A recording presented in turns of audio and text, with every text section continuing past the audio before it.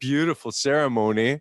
Congratulations to all of you who graduated the 9-month training, all the Pampo Messiarchs, the awesome shamans that shine affection, acceptance, and sweetness to the world. Congratulations, Earth Keepers. We are so grateful to have you part of the lineage, and powerful ceremony over the weekend. So happy to see so many of you with us today. You are in for a treat. Not only is it Ray's birthday, it is the summer solstice and a beautiful day to celebrate Shiva and Shakti. I want to thank Deva and Miten for having us over at their place. Deva and Miten have been our lockdown homies. we were all locked in the last year. In paradise. In paradise. Beautiful. With such a sweet company. So today we're going to be talking a little bit about Shiva and Shakti, Lord Shiva and Shakti, the creators of the universe. Shiva is the almighty creator and the almighty destroyer. Shakti is the essential energy that moves everything. We are so grateful to have you with us. Thank you for sharing the sacred space with us, with our dear beloved friends, Deva and Miten. And we'll begin with some mantra. We'll let them share a little bit more about their work and how they share it in the world. And we'll let the evening unfold. I couldn't wish to share this more with anyone else. So Shiva and Shakti incarnated again. Was it Sita and Ram? No, it's Deva and Miten. So without any further ado. Hello, they kept it secret that it was Ray's birthday today. So that's super auspicious, super beautiful. Namaste.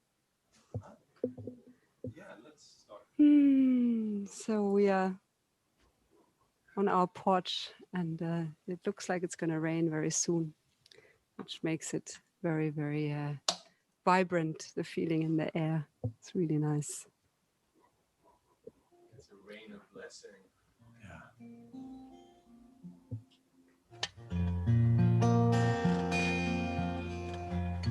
We'd like to begin our musical gatherings with the mantra Om.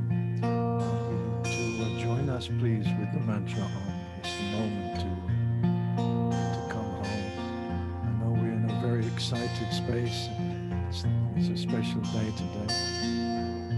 We can bring all that energy into this moment. And take a deep breath and we chant with Deva the mantra Om.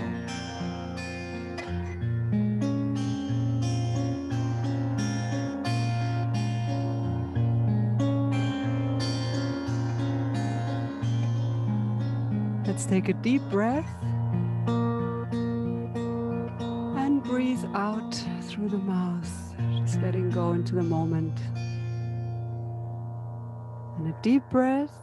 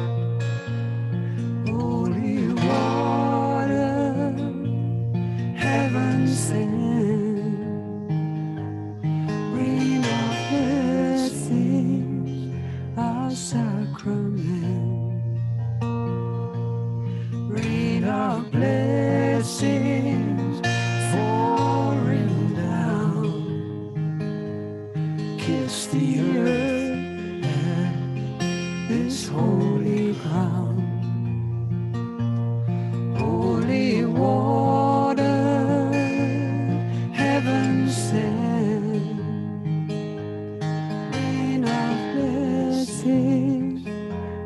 sacrament. You know, whenever we chant these mantras, right now you're sitting in your room.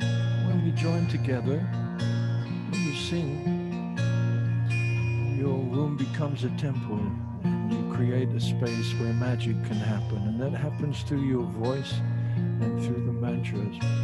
So I want to invite you all to join us with this beautiful chant.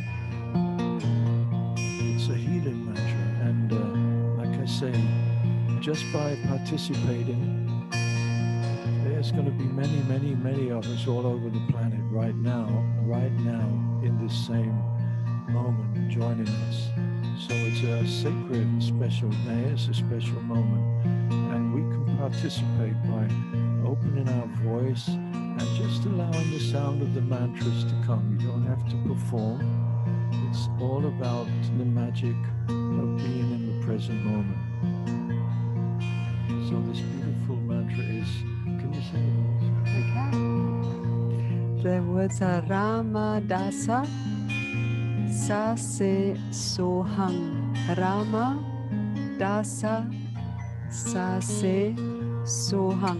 Maybe somebody can even put it in the chat. These are sounds, medicinal sounds. So just we tune into each sound. It's a potent healing frequency.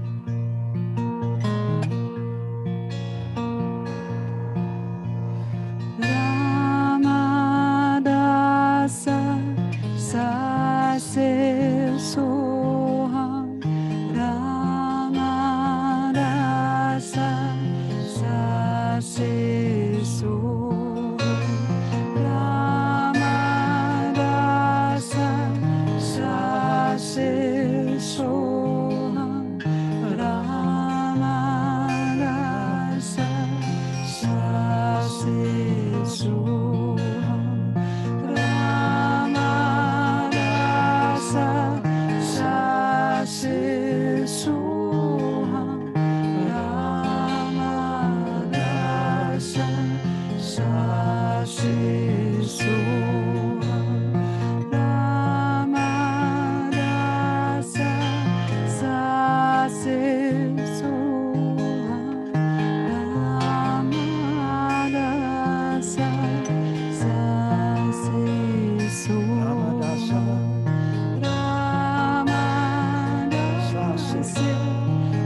Sase Soham.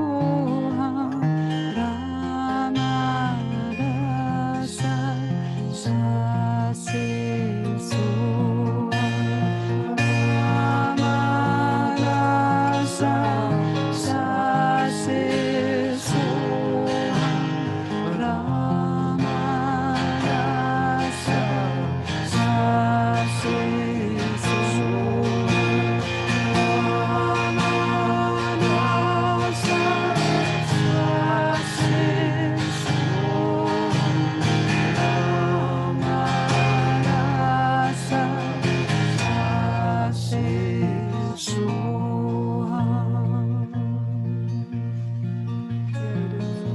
Lord, the rain.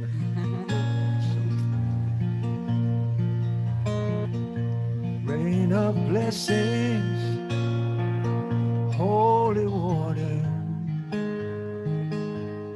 bless the mother, protect the daughter, bless all creatures,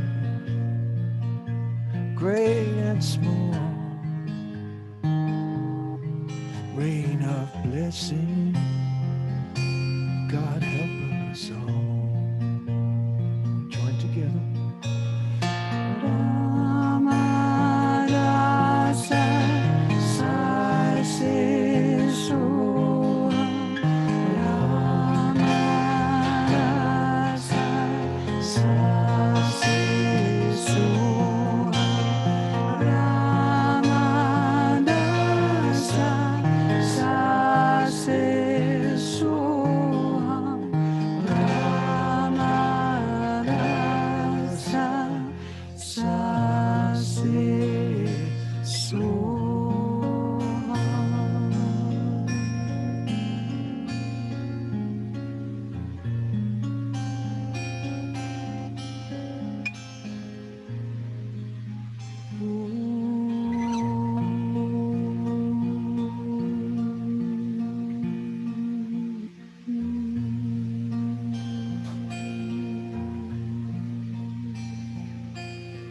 Join Deva with the mantra Om.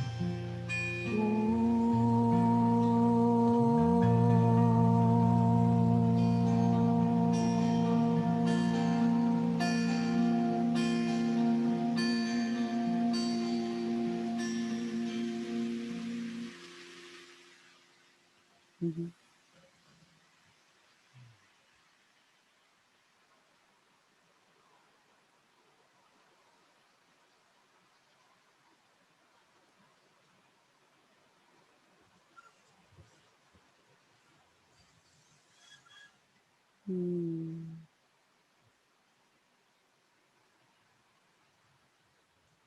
I don't know if you can feel the rain, but it's really raining.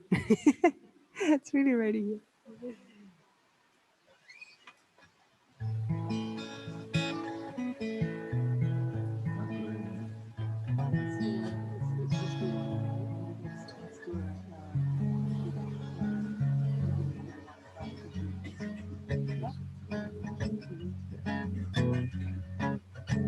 So this is Radhe, Radhe, Radhe Govinda, another expression of the divine masculine and divine feminine. Radhe Govinda. Oh my God, it's really raining. Rain of blessings.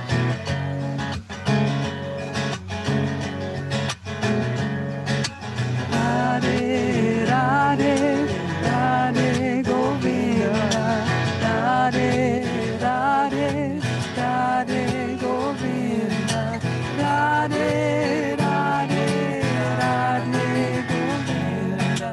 Radhe, Radhe, Radhe Govinda. Radhe, Radhe, Radhe Govinda. Radhe, Radhe, Radhe Govinda.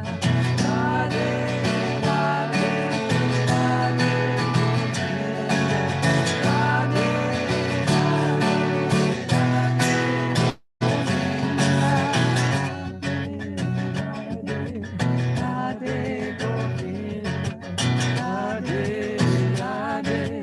Radhe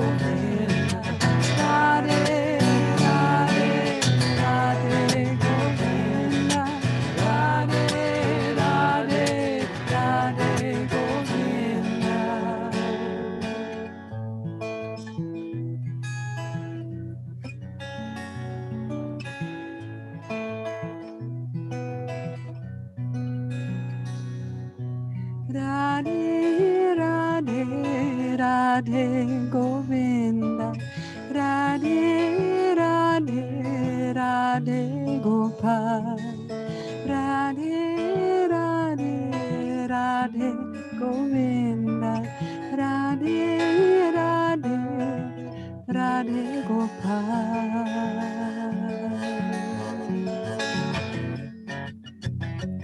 Radhe, Radhe, Radhe Govinda. Radhe, Radhe, Radhe Govinda. Radhe, Radhe, Radhe Govinda. Radhe, Radhe, Radhe Govinda. Radhe, Radhe, Radhe Govinda. Radhe,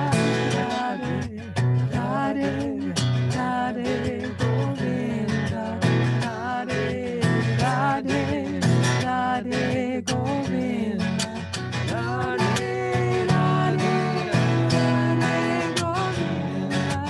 Radhe,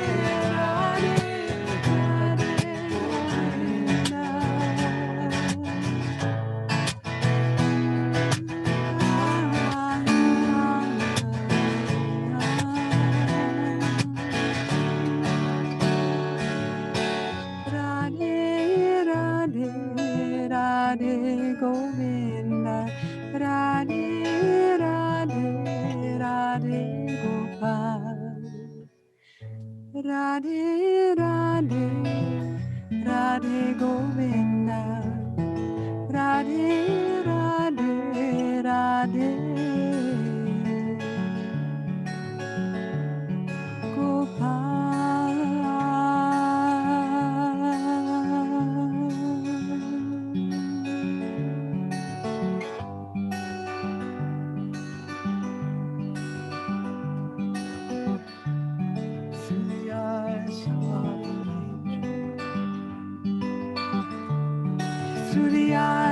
of the Blessed One, through the eyes of an angel. Here we stand, naked in the evening sun, and we're blessing this earth that we stand upon, and we're watching the holy river run, and we're completing the things we might have left undone, and we fly.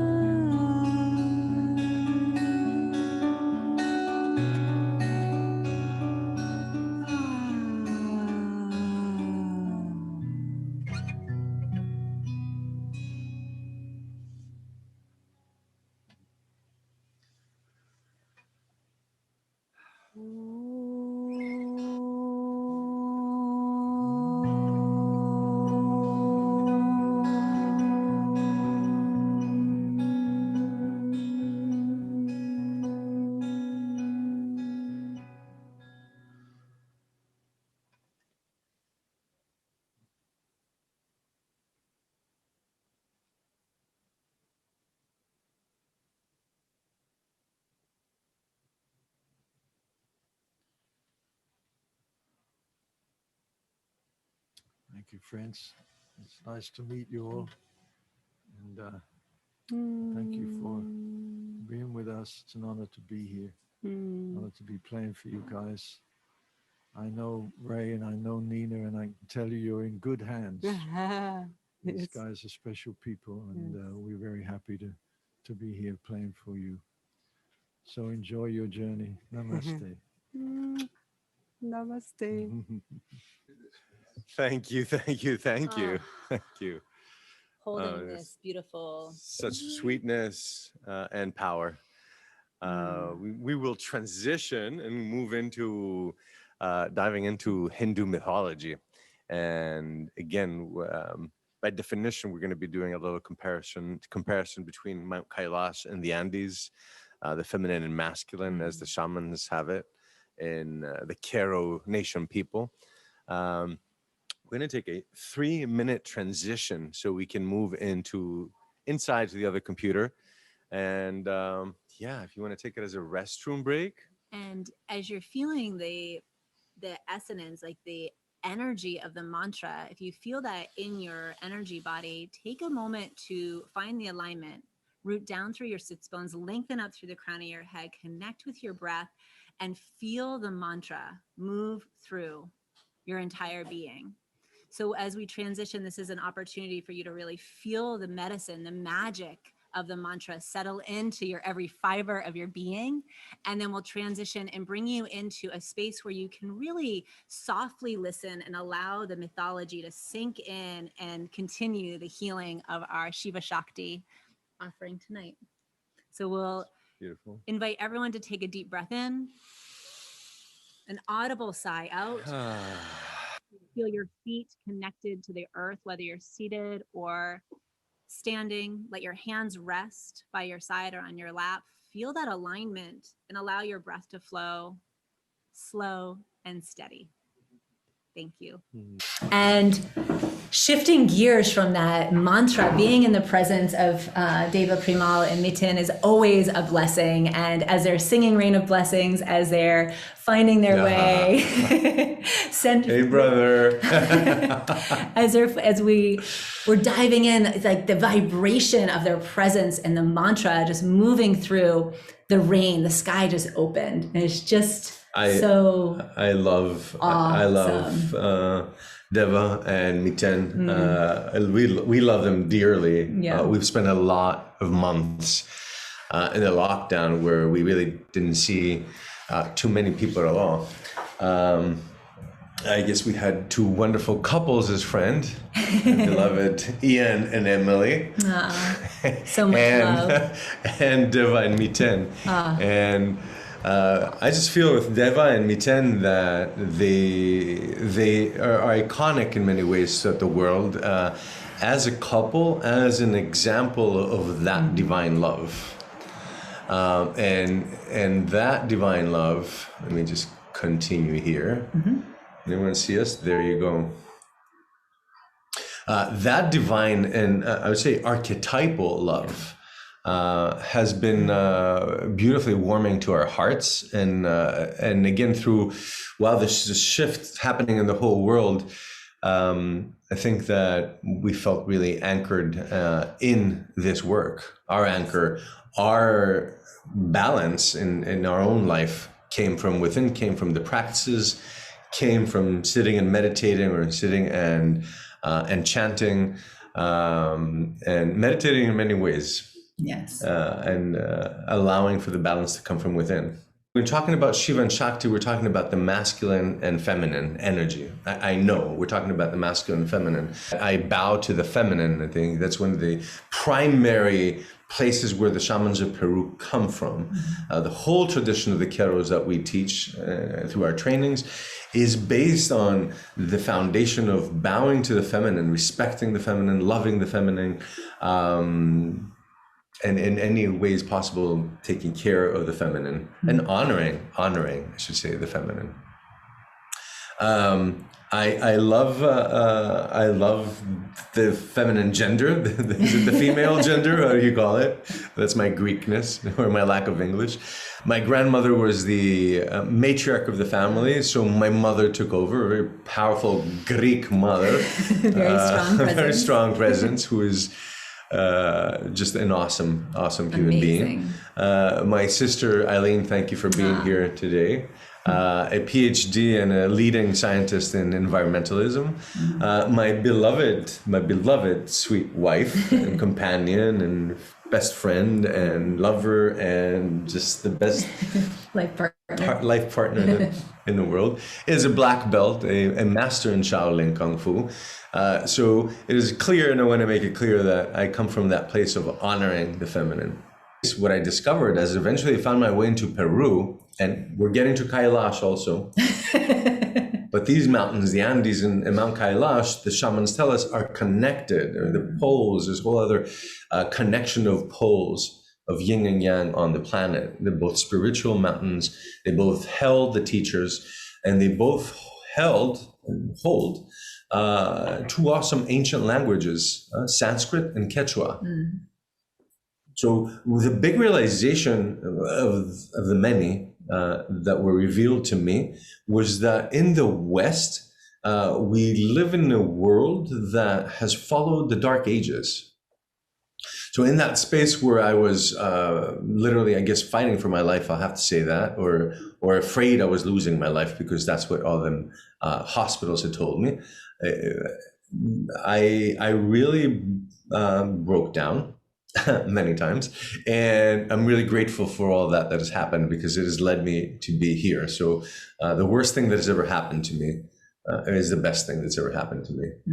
So I feel the yin yang in life really strongly.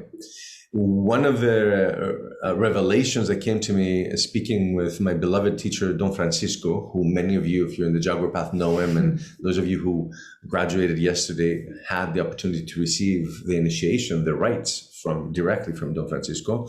And I see some of you that were with me in Peru received it. One of the first things he said to me, I said, I'm dying, can you heal me? And he looked at me and he said, I can't heal you, but I can teach you how to become a shaman, and you can heal yourself.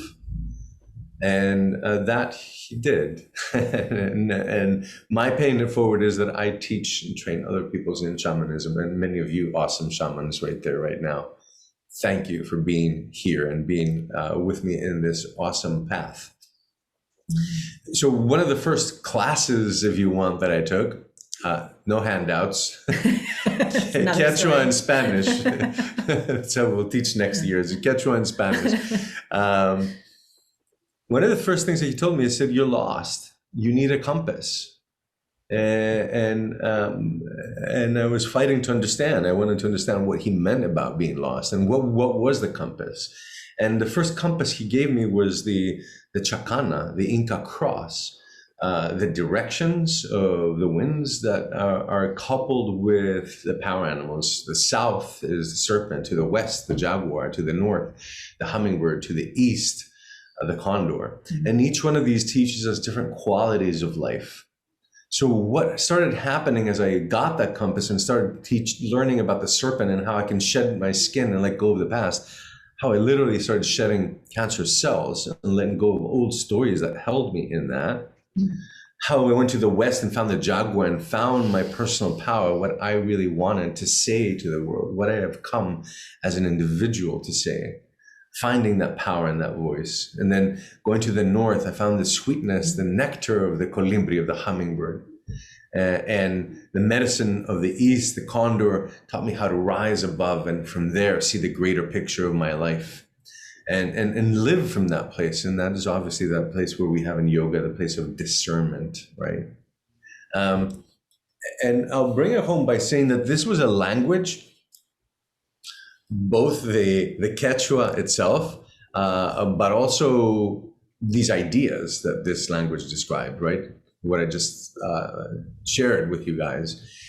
These ideas in the language were carefully guarded for more than 500 years.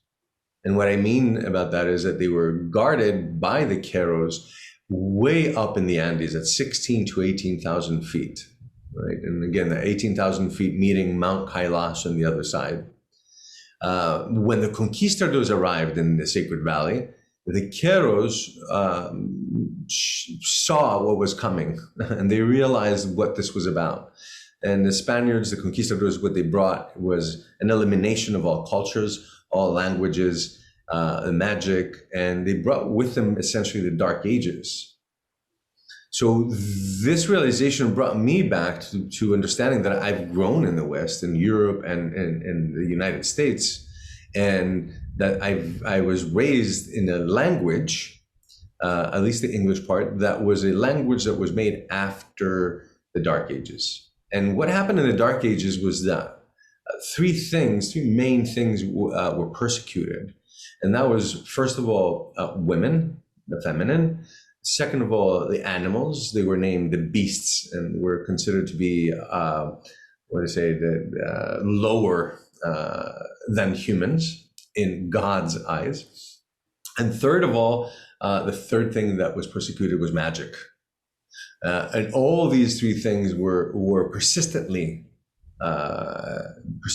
persecuted and were cleared out.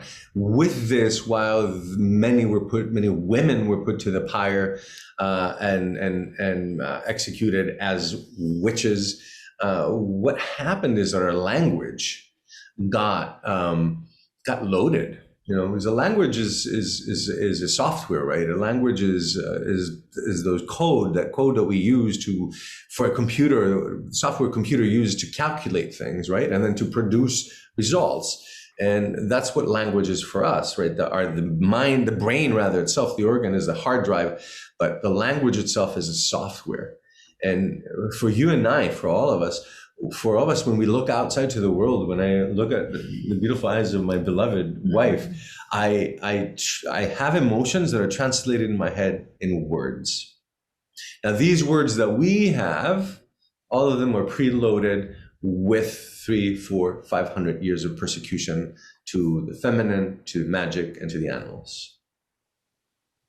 So there comes the 60s, and now I'm going to come towards this Shiva and Shakti. I'm coming up towards that.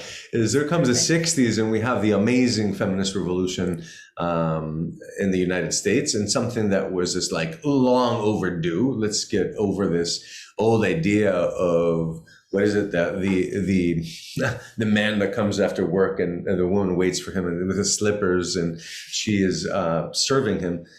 Let's just get rid of all that, and especially the idea that the man is above the woman or superior to the woman, and he's the one telling her what to do. And actually, as we dive into shamanism, into Shiva and Shakti, we'll see that it's quite the opposite. So there's a lot of these ideas, and again, the Queros first of all honor the feminine, as they first of all honor Mother Earth, Pachamama. They honor the moon as the feminine, Mama Kia. They honor the big ocean that is the beginning of all life, Mama Kocha. And then there is one single coming in element of Shiva, of the masculine, which is Inti Tai Ta, father son. In the same way now, and in another ancient language, in Sanskrit, we have the mythology of Shiva and Shakti.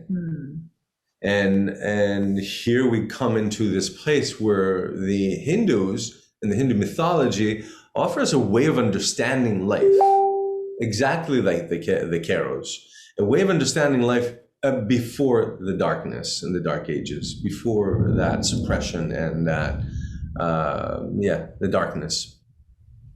So in the beginning, it's going to the beginning of the universe, really. This is where Hindu mythology starts, or Hindu mythology offers the beginning of the universe. And in the beginning of the universe, there was no universe. There was emptiness. So I imagine it as the space, outer space, when we look at outer space. And in this space, there's Shiva, Lord Shiva, who was laying horizontally, as described. I don't know horizontally in relationship to what, but because there's nothing else there. But he's laying horizontally. I guess he created the horizon soon after. But and he has his eyes closed 9/10. So there's only 1/10 of his eyes, and those are there's a beautiful sign. It's called the droopy eyes of Shiva, and that right there resembles that Shiva, or the masculine energy, knows that there's an outside, but mostly can't be bothered. Mostly wants to just turn inward. So we have the droopy eyes of Shiva, and I'll dare, and again, I'm quoting Hindu mythology, so I hope nothing of all this is shocking or weird for anyone, but Shiva is laying across the universe. His eyes are 9/10 closed, and he's lying with an erection across the universe. And he is basically sleeping. He's basically inward focused and is just in this state of being in that way kind of aware of the world, of the cosmos. And there enters Shakti, and Shakti is colorful, and she has this dress, and Shakti is not sleeping at all. Her eyes are wide open. She's dancing, she's swirling. Her dress, her skirt is the Milky Way, and she's just swirling across the universe in an endless, never-ending spring of life, creativity, life force, essentially. And as she's swirling and dancing and celebrating across the universe, that she resembles the feminine energy, right? Shakti itself. And as she's dancing and swirling, she sees Shiva across the universe, and she dances all the way towards him and sees him and comes above him and dances over Shiva. And the moment that Shakti dances over Shiva, Shiva opens his eyes. And at that moment that Shiva opens his eyes, right there is the beginning of the universe and the establishment, according to Hindu mythology, that the feminine energy awakens the masculine. And the moment he awakens, he guides her in a specific direction. Right? He opens his eyes and he takes over. And so that right there is the beginning where the feminine energy awakens the masculine, and the masculine energy gives direction to the feminine. Now, I want to take 10 steps back, because we live in a world that I feel, or especially I want to say, because we live in South America, and the roles of women and men, and feminine and masculine, are different here. And so they are in Europe, in Greece. It's very different. And I've lived that short period of 15 years until recently, that is, in the States. I saw a very big difference, right? I feel that we know that the equality, and more than equality, needed to come back. We need to pass equality and go to where the feminine is actually revered and bowed to, and then we're going to be at the good place. But we're still not there yet. At the same time, with equality, I feel, and again, this is open to conversation, I feel, and this is only my humble opinion, that there was almost like a misunderstanding, talking about language and misunderstandings in language as a software, that equality almost came to mean the same.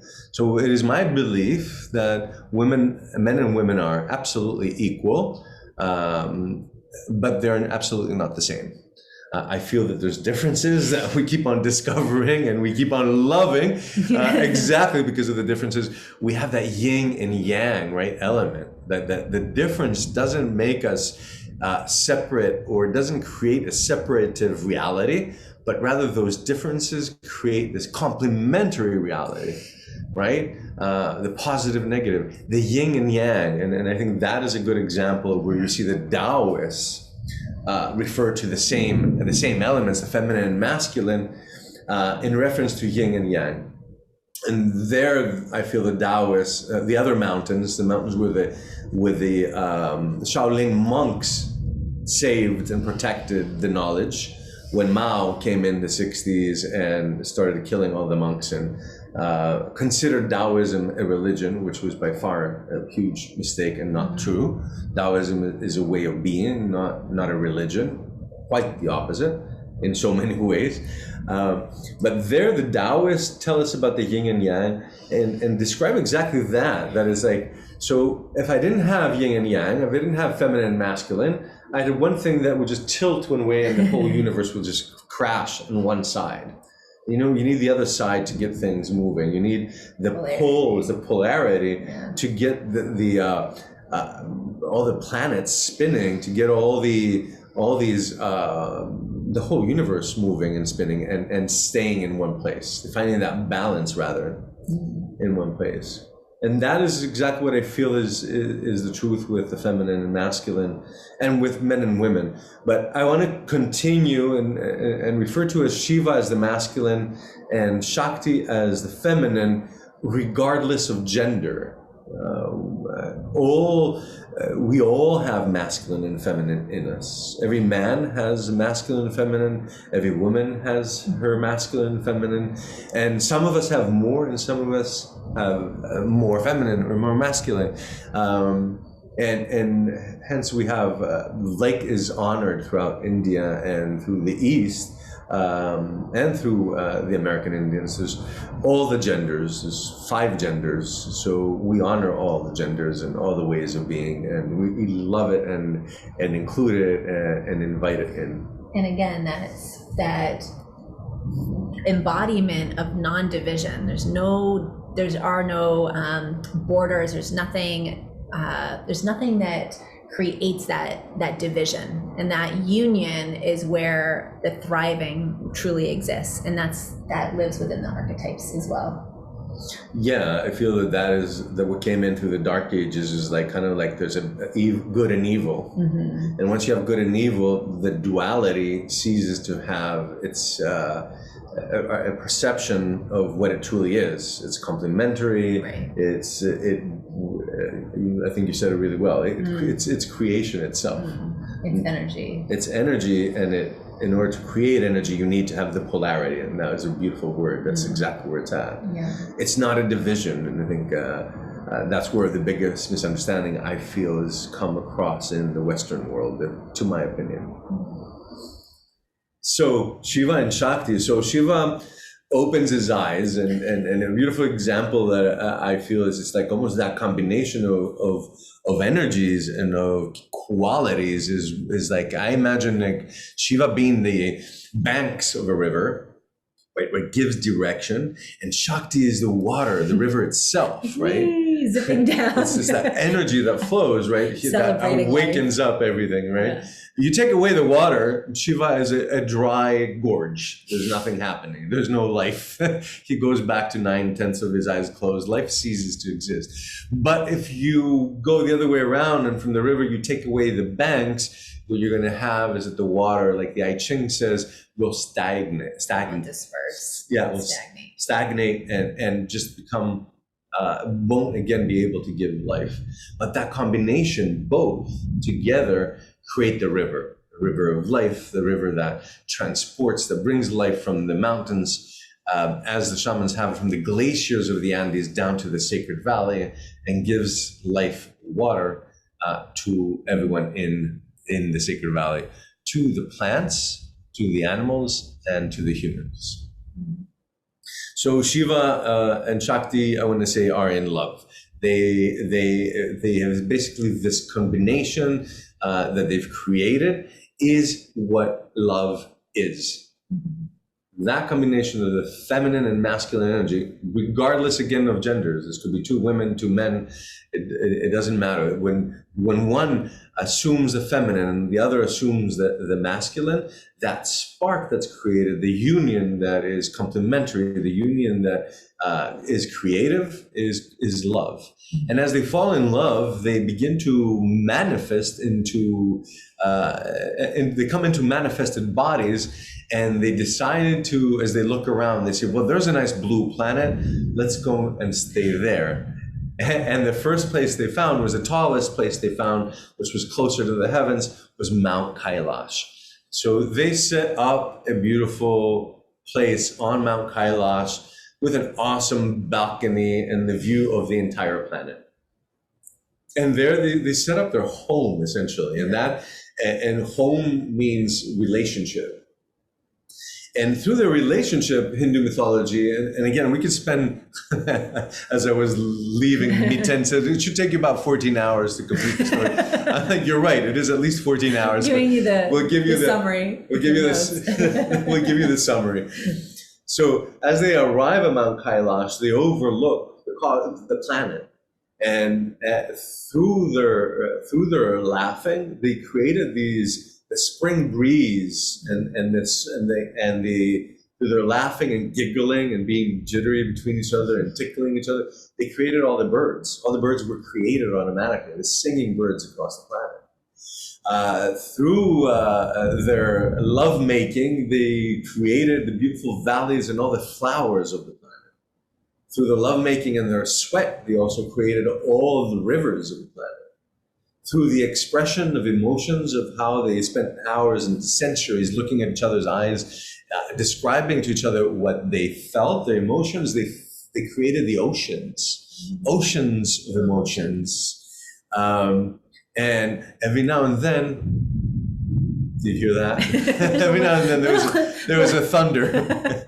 I think to keep things fresh. Miten is doing the sound effect. So every now and then, if they had a little quarrel, thunder would roll and lightning. So the whole world was created by their relationship, and they watch the world be created, and they are taking in the world in the evenings, and they spend a lot of time where now Shiva, and his tendency is to lay down, and he lays down in his bed in this Shiva posture. I don't know if you guys can see it all. Shiva postures with one knee up, excuse me, my left, and the hand, and the other side laying on the side. So as he's laying in his predisposition of eyes half closed and other attention erected, he watches Shakti, which loves to bring movement and dance. So Shakti dances, and she changes her dresses, and she changes her jewelry, and she changes beautiful new earrings today. She changes her earrings, and she changes the rhythm of the dance. And they spend centuries in this state where Shiva is taking in that. He's inhaling it, he's breathing it, and inviting all men and all who identify with the masculine to take this in. Inhaling that movement of your woman or of the feminine energy. And that is what gives him his power, that which gives him his motivation to be. And the more he is a witness to her, and he's actually looking at her and having all these emotions awaken within him, she is feeding and breathing on that. Her man's attention, her masculine energy attention is feeding her feminine, and she's swaying even more. She's softening more. She's opening more. She is celebrating more, and she is ecstatically rising to God, Brahma, even more. And there, I want to just bring in as a parenthesis, because there's just so much to remember, and I'll just share what I remember today, what comes up today, is that where you have Shiva, these two forms essentially of coming closer to God, according to Tantra Yoga, is that Shiva the masculine energy, and whoever identifies with the masculine energy more, then will find meditation and the way to Brahma through stillness, through meditating in stillness with eyes closed and bringing the attention in. And that is the masculine energy to come closer to God, to go deeper, higher, and closer to God.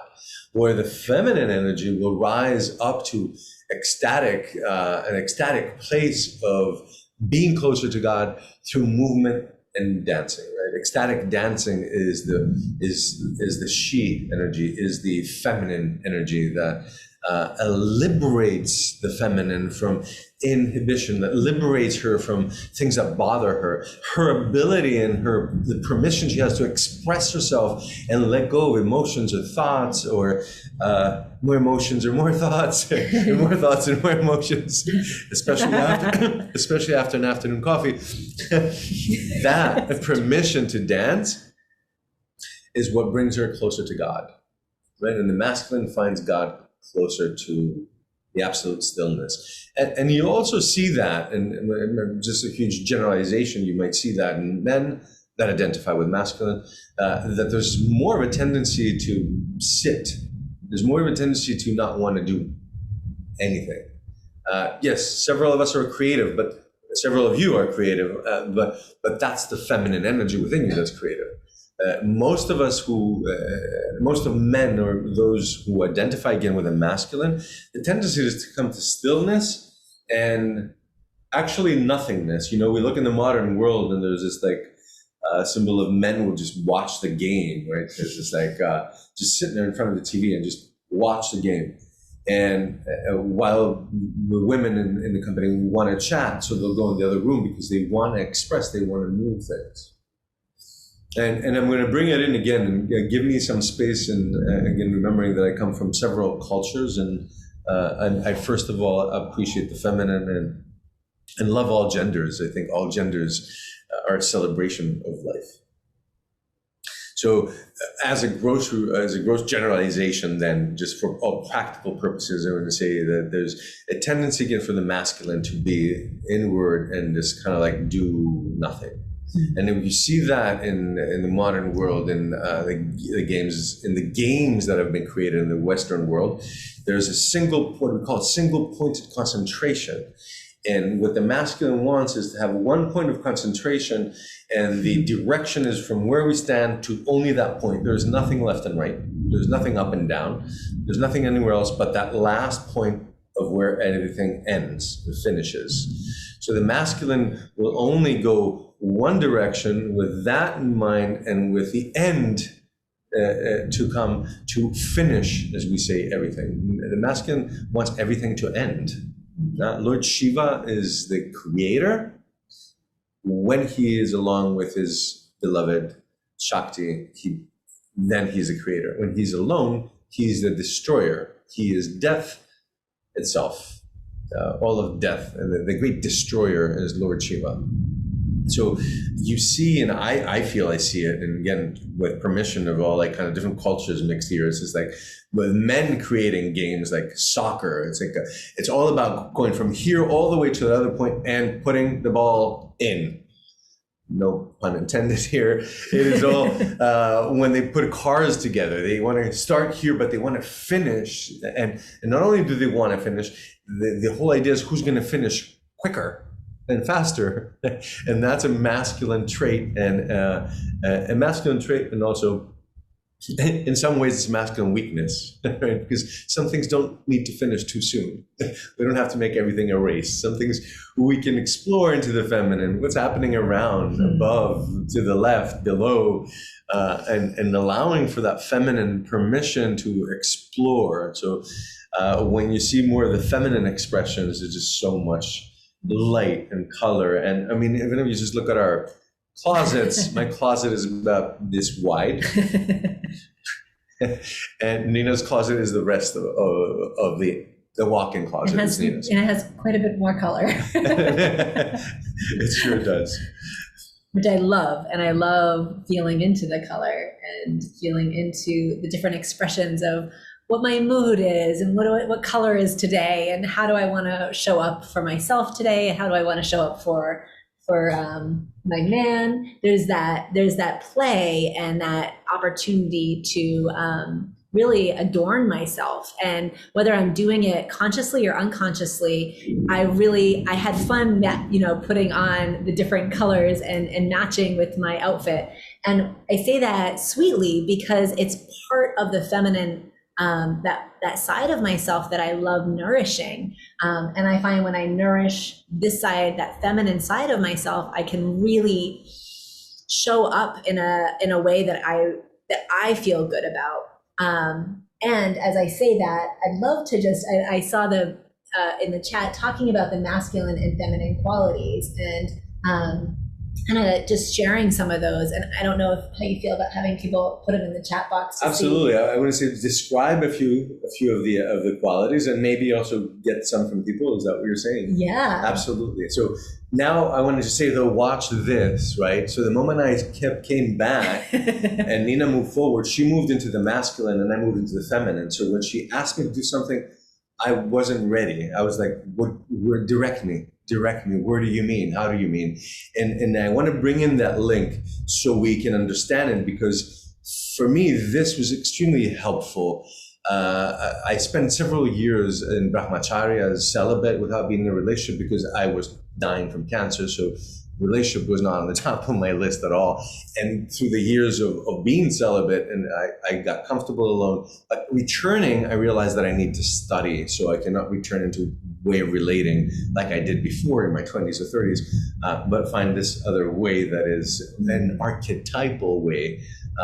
So I know that I'm aligned with the archetypes, so I know that there's smoothness and there's upward spiraling energy in it. So part of why I'm sharing this is that for you to see what works for you. You might not take anything from this workshop, that's fine. Or you might find some parts that you say, hey, that's how I want to cultivate my masculine, or that's how I want to cultivate my feminine. And even more importantly, it's like, hey, I'm feeling that I'm in my feminine right now, and Nina is in her masculine. Awesome, we're dancing. Maybe she's sitting and I get up and dance. Maybe she is studying and writing the new curriculum for the next workshop, and I am cooking. Whatever it is, and then we constantly dance between the feminine and masculine, and we all do. So what I'm saying is, I hope this is useful for you. It's not just mythology, but rather it's understanding the archetypal energy behind these forces. Because when you know the archetypal energy behind, then you can know where you're at. And why do I say that? Because it's very simple. If you put two male lions together, what happens? Yeah, if you put two male, yeah, thank you. That's what happens. You put two male wolves together, what happens? If you put two male anything on the planet together, that's what happens. If you put two feminine, what happens is nourishment and sweetness and relaxation and expansion, and time disappears. So the reason I say this is that I want to say that I can guarantee you that 99%, I give it 1% chance that it might be something other. 99% of the moments that will quarrel between us as couples is when both parts of the couple are in their masculine. Right, so both, I can see some smiles out there. Good. So when both are in the masculine, there's antagonism. When both are in the feminine, there's a lot of sweetness and expansion, but time loses its essence, or time disappears. So there's no necessarily evolution happening. There's expansion and feeling into, which is great. But first of all, know this. And as I'm beginning, thank you. Yeah, this is great. Yeah, it does make sense. And I want to quote Carl Jung, who said about shamans that it's uncommon sense. And so is this, it's shamanism, right? Shiva is the first great shaman. And we're going to get to this point here. And let's get to Shiva, Shakti, and let's bring in Kali. Yes. Right? Yes. that was sharp. Yes. that had a sword in it. So Shiva is the father of yoga.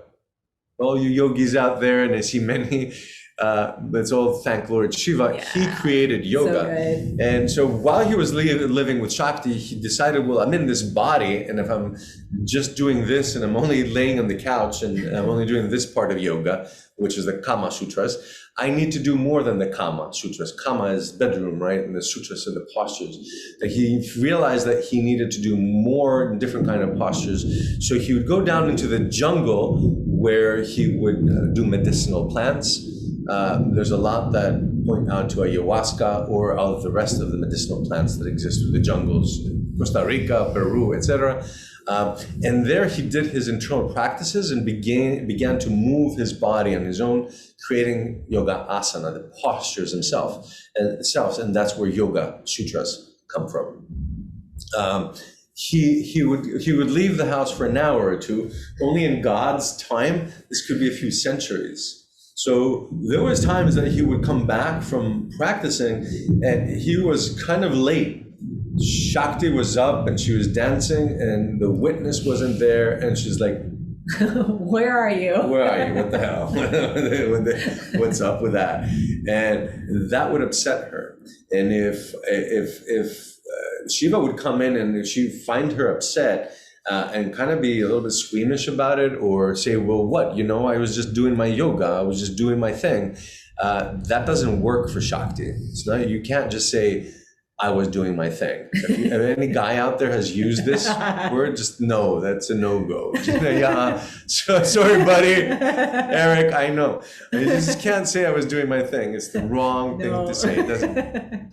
Watch this, and all the beloved women and those who identify with feminine. In all sweetness. In all sweetness, of course, in all honesty. sweetness. By the second time, he's like, well, so instead of him leaning in and witnessing her immediately at the moment, or at that moment witnessing her saying, I don't know if you guys can hear that, but that's Kali. the universe is confirming. So that moment when she says, well, where were you? And I'm upset. Then that moment, the witness, masculine, needs to be focused on how and why she's upset, not what he did or didn't do. He needs to listen in and listen carefully and listen for a while. So there was moments that he would sit and then take another 2 centuries, because he was gone for 2 centuries at the yoga studio.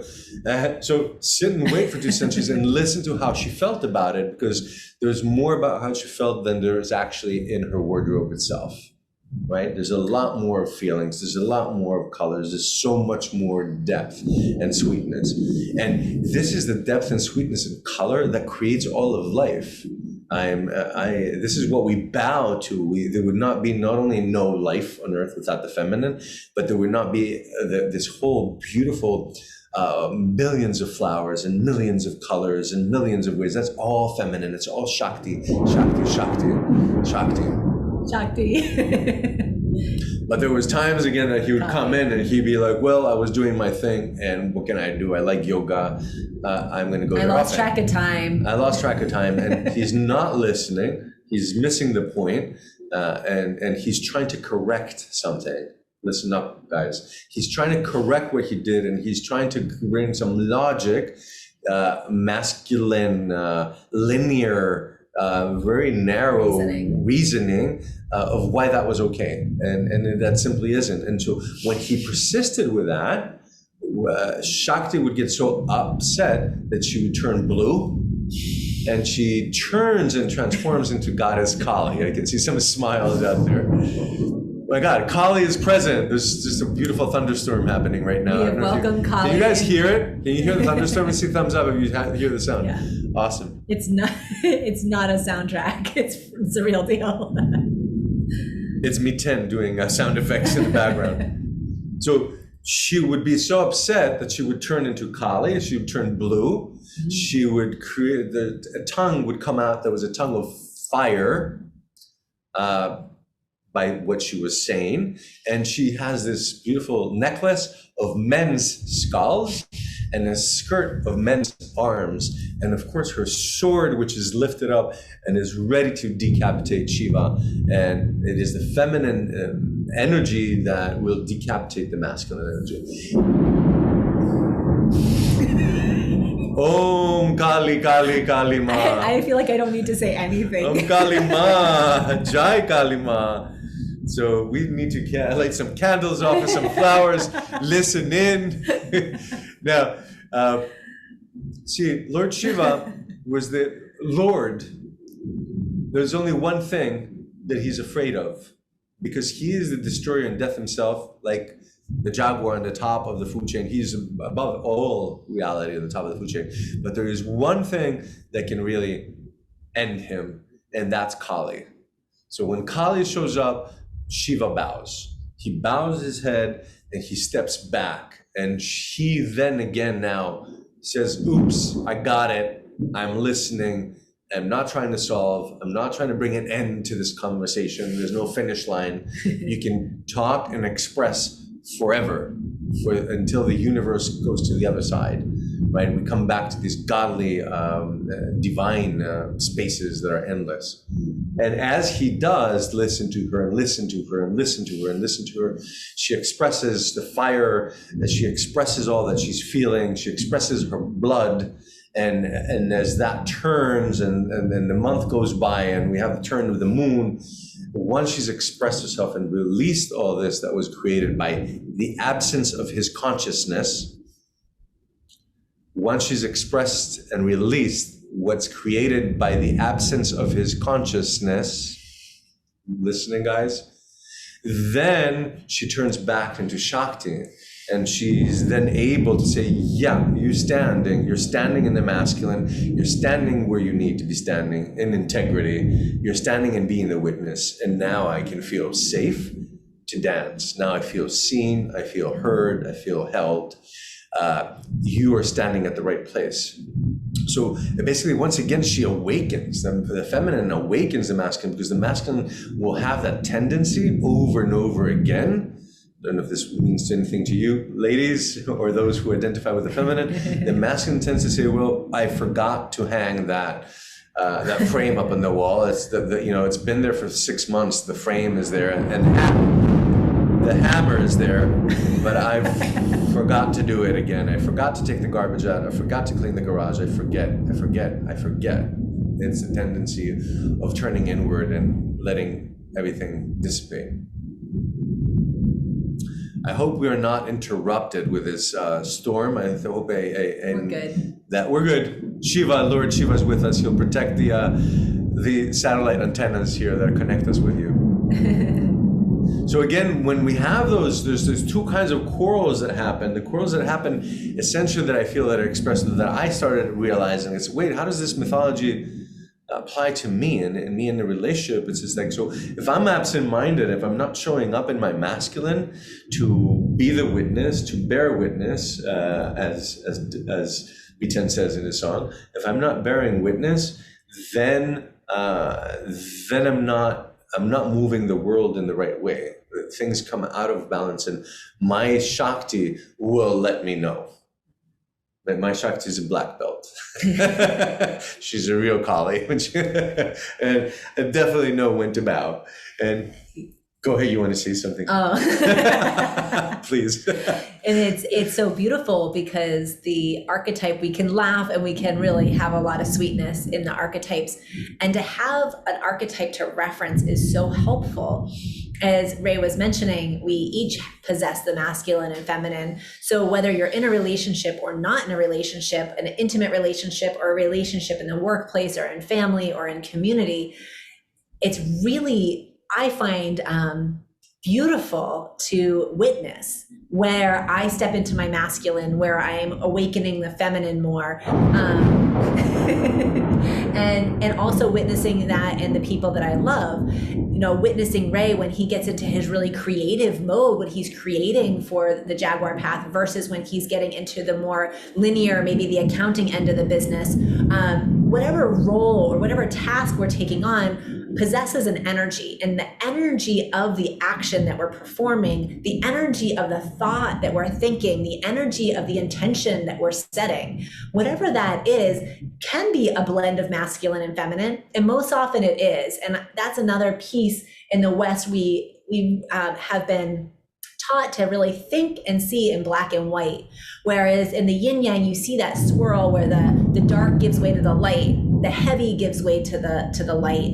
And it's not about right or wrong, masculine, feminine, black or white. It's about really dancing and bringing together the different gradients where it's a constant ebb and flow, just like the tide. It's coming in, there's no stop, and then it goes out, right? It flows in and it flows out. The moon rises, the moon sets, the sun rises, the sun sets. There's this constant flow, and that is the ancient dance, and that is the archetype of Shiva and Shakti. And then kind of coming back to my question, I'll say it more as a statement, and I know Ray has so much more to share. I would love to, thank you. I would love to hear from each of you guys that feel inspired. What masculine qualities do you feel you really possess? What feminine qualities? And you could put just like an F and then a dash and whatever you feel. Or as you're writing, even think of the qualities that you want to bring in for the feminine. So we can start first with the feminine and just start typing them in, anything that you can there think. There you go. And masculine. Yeah, I can give a few examples, or should I not? I'll let it. You can. And the question that just came in that, thank you, strength. The question that just came in, does Shiva turn into anybody? So Shakti turns into Kali. Shiva is that constant. He doesn't do much. He's just Shiva. He forgets himself down at the studio in the jungle, and then he's home. He doesn't expand much, although he is the creator of all life. And I want to say this: please keep on putting in feminine, masculine traits. Yes, and I'll continue to say this: I love the word gradient that you used, and to use that to bring in this element that there is. For you to be alive in a man's body or a woman's body, we need to have feminine and masculine. And we see that in the electricity that's in the body itself, right? We're electric and chemical beings. It takes electricity for me to speak or to move my hands. Electricity is everywhere. This is an awesome thunderstorm. Yeah. Electricity is everywhere and is life itself. So there are tasks that need more masculine energy, and there are tasks that need more feminine energy. And I love how you said that. It's just like when we're talking about curriculum or when we're doing yoga itself is absolutely a feminine practice. It's dancing. So it's feminine by definition. And I have a lot of feminine inside me. That's what made me want to become a yoga instructor to create the Jaguar path. To create curriculum and anything that's creativity. And then I have the masculine, which allowed me to say, okay, well, what's our logo? What is our website? What is all these things that are channeling directional energy? And like you said, the accounting, what kind of a business is it? An LLC? Do we have an accountant? Do we have a bookkeeper? All those things are just that kind of dry, but also necessary to be there, to keep the direction of things happening. While there would be no use for direction if you didn't have the essence of creative curriculum and life itself, which is the feminine. So in that gradient, and I love that word, it's a gradient. It's like, I want to ask you, you said you shared some of your feminine and masculine energies. That's you want to read some? I will. Let's read some. So for those of you who, I know many of you, I see many of you have been in this workshop before or have studied some Hindu mythology with us. So I'm going to go down. Let's go for it. Masculine, strength, assertiveness; feminine, compassion, gentleness; artistic, creative, vision, nuance; creative and spontaneous; solution-based for the masculine; masculine, planner; feminine, dance; nurturing, spontaneous, nurturing; communication, flexibility; masculine, steadfastness; strength, focus, direction; feminine again, nurturer, sensual, creative, compassionate; empathy, kindness, nurturing. We'll come back to this question. It's a great question, Bridget. Feminine, encourager; masculine, assertive, planner, task master; intuitive; feminine's intuitive. Beautiful. masculine's perseverance, and I'm in the masculine right now. Do you feel it? Do you see where I am in this directional space? And so the question that had come in is, do Shiva and Shakti ever switch places? Yeah, and that's what I was just thinking to the question, does he ever change? Actually, there is a time he changes, and it is exactly there where they switch places. So there is a moment, if you want to close that. Yes. Help. I know. You guys have such great comments, though. I love it. There is a moment that Shakti is dancing and said, well, you know what? I always need to do all the dancing, and you never do. And at that moment, Shiva arises to the occasion, and Shakti lays on the bed in the Shiva posture and becomes the witness, takes the masculine role, and Shiva dances. And that is the one of the most famous and most well-known statues that we've probably seen in most yoga studios. Shiva Nataranja, Shiva dancing with one foot on the earth, the other in his divine element of who he is, with 4 arms and the fire around him. So there is a moment where here, both in the Kama Sutras and the Yoga Sutras, I guess in the Kama Sutras, where the exchange of roles is not only insinuated but is demanded. It's like, so we switch the roles and allow for the if it is in the case of Shiva and Shakti, Shakti being a woman, she takes on the masculine. She becomes the masculine, and he becomes the male becomes the feminine, and there's the whole part of that in the Kama Sutras and in their dancing, where even in bed, she is the one that's on top. She is the one that's commanding what is happening and how it's happening. He is receiving, he is surrendering. And then again, of course, there's a timing to that, where the timing begins to switch and change, where she says, no, enough. We can't be both in, where she turns Kali again. If he stays in the feminine, don't get too comfortable there. Too much. If he stays in the feminine too much, then she needs to turn Kali again. So if he's in the feminine, if you show up as if you're in the masculine part of the relationship, man or the one who identifies with the masculine most, if you stay in the feminine too long, that's upsetting for her, man or woman, the one who is identifying with the feminine. It's upsetting for her to need to hold that masculine too long. She wants to experience it. She wants to feel it. But it's just a part of that shift and change that she likes to feel. But so if she is, if I'll say it as simple terms, and again translated, if the man is not holding up the masculine long enough, she gets tired, so she needs to turn back into Kali. She will turn into Kali because Kali is her escape from staying. She can do masculine for a bit, but then she just has to be Kali herself. So there's that shift, and I feel it's one of the biggest gifts that yoga offers the world. It's like, for the masculine, for the person that identifies with the masculine more, to have the ability to go into the feminine, there is a gift of an understanding of how your woman, how your partner that identifies with the feminine is actually feeling. If I can be in the feminine, I can say, wow, I can feel why you have this beautiful range of emotions, or how this happiness is making you dance, or how this is making you feel, or even how the sadness is making you sad, and all the nuances of the emotions, which are essentially this palette of millions of colors and what was the word you used?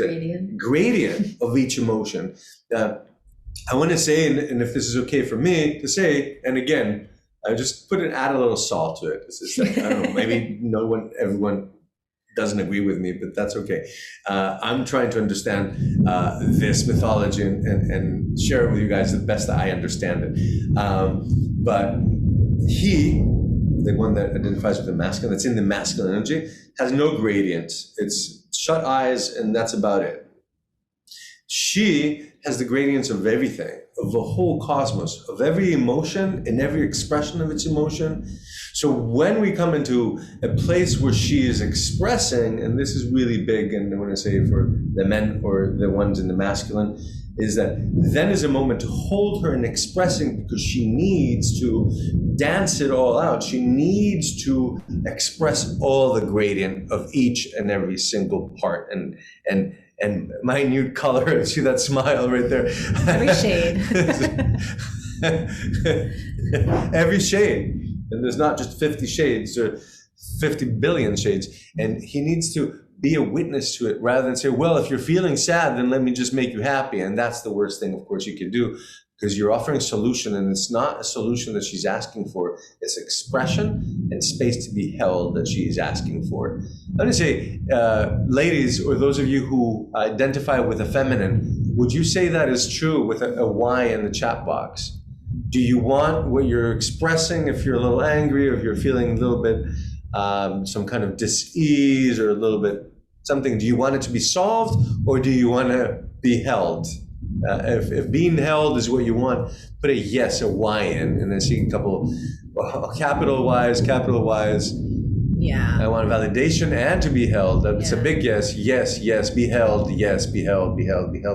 And I want to say this because I've learned that late in my life. I've learned what I'm sharing in my 40s, and it really brought a lot of light to how I can relate, and brought me into position to have this relationship that I have with my beautiful wife. Made me, I feel, learn how to be in the relationship, to actually hold, and especially a beautiful, very powerful woman.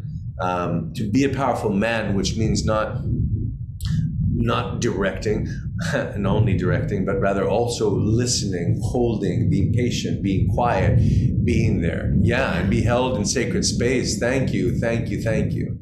And I also, as a woman identifying with this feminine energy, I find for myself, and I'd love to hear what your thoughts are. It took me some time to really step forward and say, yes, I accept the support. I want to be held. Admitting that to myself, I feel that was huge for me. I was raised in a way that was like, I can do this myself. I don't need anything. I don't need help.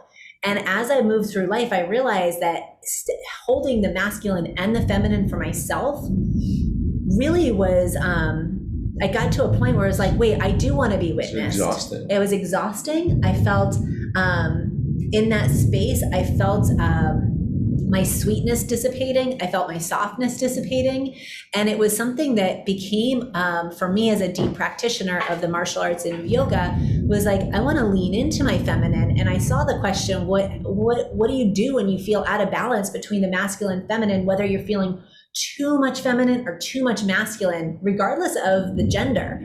How do you find that place back into balance? And the key really is in these ancient teachings and practices. That's what I have found in the movement. And thank you, Ian and Emily, for sharing more Jaguar yoga. Yes, our yoga is designed to restore that balance.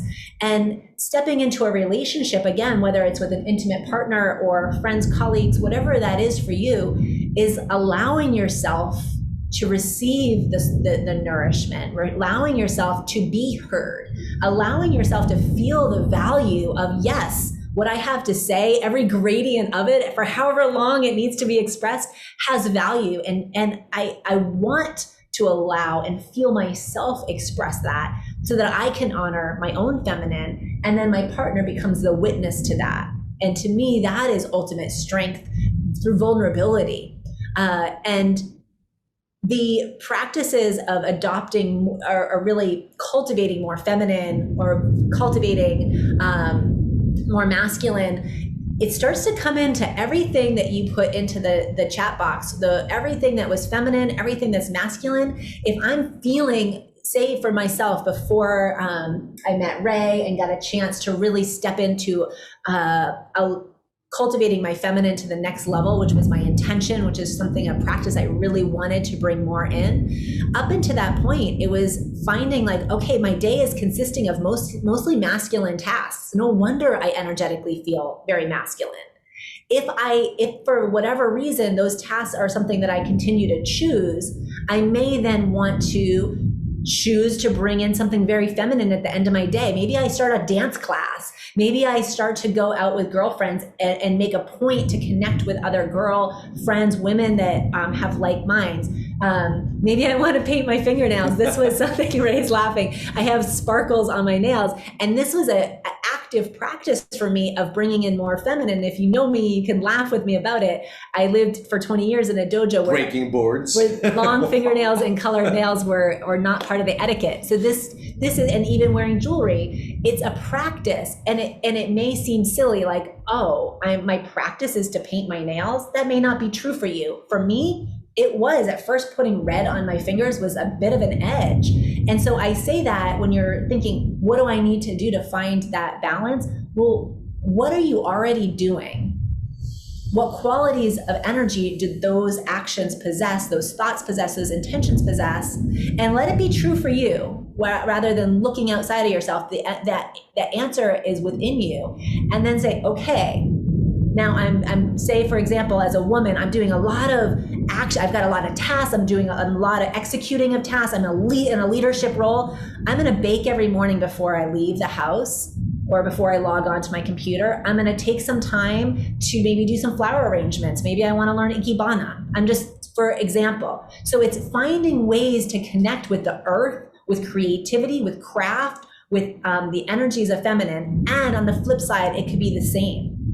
If you are feeling there's so much feminine, you're really emotional and you feel overwhelmed by your own emotion and the gradients that are within you, if it's feeling like, oh my gosh, this is too much, what can I do? I'm going to make a list. I'm going to execute this list. I'm going to take care of these tasks. I'm going to start to bring up that masculine energy in my day-to-day actions so that I can find that balance.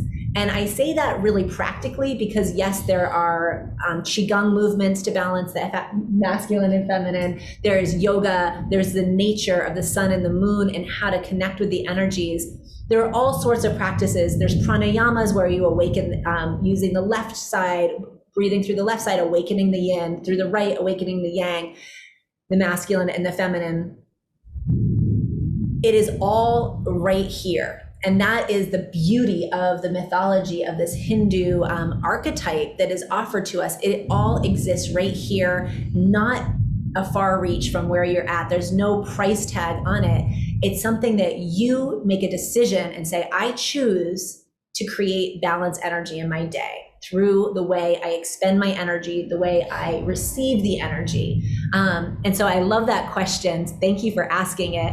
And of course, the Jaguar Path teachings dive very deep into all sorts of techniques and practices and theories and the quantum physics behind it all. Yes, but just for tonight, that's the essence. The essence lies in the kind of in the obvious. And I say that sweetly because I, for so long, didn't realize I was feeling all this masculine energy because I was choosing to do masculine tasks all day, every day. And I'm laughing about it because it's a beautiful practice to really get to know yourself on a deeper level through the use of these and connecting with these archetypes. That's beautiful. Thank you. And you know, that's what I feel is like the essence. Many of you already know, those of you who've been working with us for years, and that we love all religions, because in every religion there's a mythology, and in mythology there are archetypal stories. May that be coming from Shiva and Shakti, Sita and Ram, going to Allah, going to the Buddha, going to Christ. There's amazing stories and parables that allow us to understand greater mechanisms behind things. I'll stay with Shiva and Shakti because it is the theme of the night and what you all came for, and say that it is important. I love what you just said, is that to understand it in a way in its quantum physics, in the physics part of it. It's like, so if you understand and kind of like put what's yin and yang, what's feminine and masculine, there's a game we do sometimes in this workshop, is to say, so how much of you is feminine and how much of you is masculine? I want you to just take a moment and think about this. Just take a moment. How much of the things have a directional and leading and pushing and power and energy, kind of like masculine energy? what's the percentage in you, and what's the percentage of you that has the feminine, which is the creative and the changing, the beauty, the sweetness, the color, the creativity, the nourishing, the lists of unending things. It's like, it's really big and beautiful. So how much of you is feminine? How much is you masculine? I want to throw out there a number, and you could, I think we're all shamans, and I think we all see. So that's, I'll say the sentence, I'm very happy you brought it up, as an acknowledgement, because this is a helpful tool for you in your everyday life.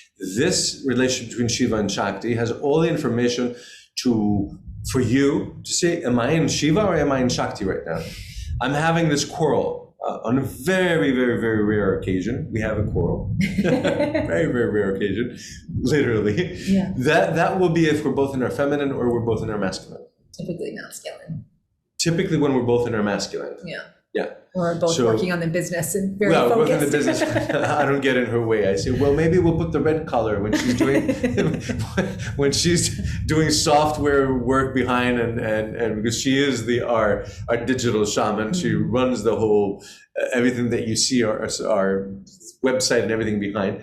So then I'm in the creative. But again, so if you're feeling that you're in a quarrel or you're feeling a little bit agitated by your man or your woman, your feminine partner, your masculine partner, notice where you are and where the other person is.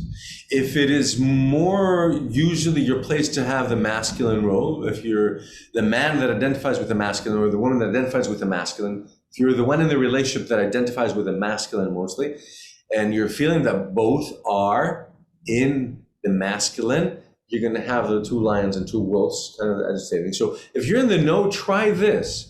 Try for that for a second, right? And maybe I'm speaking to some guys, friends that I see over here. Try for a second to go in the feminine.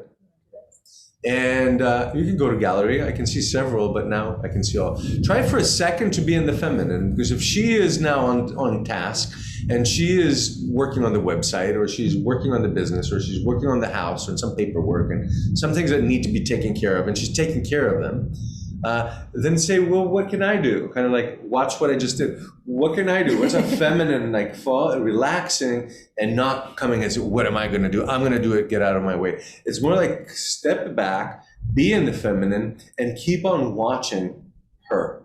And if you stay in the feminine, that polarity may find its max. It can max out. It could. Nina needs to be in her masculine, and she does it when we're working together.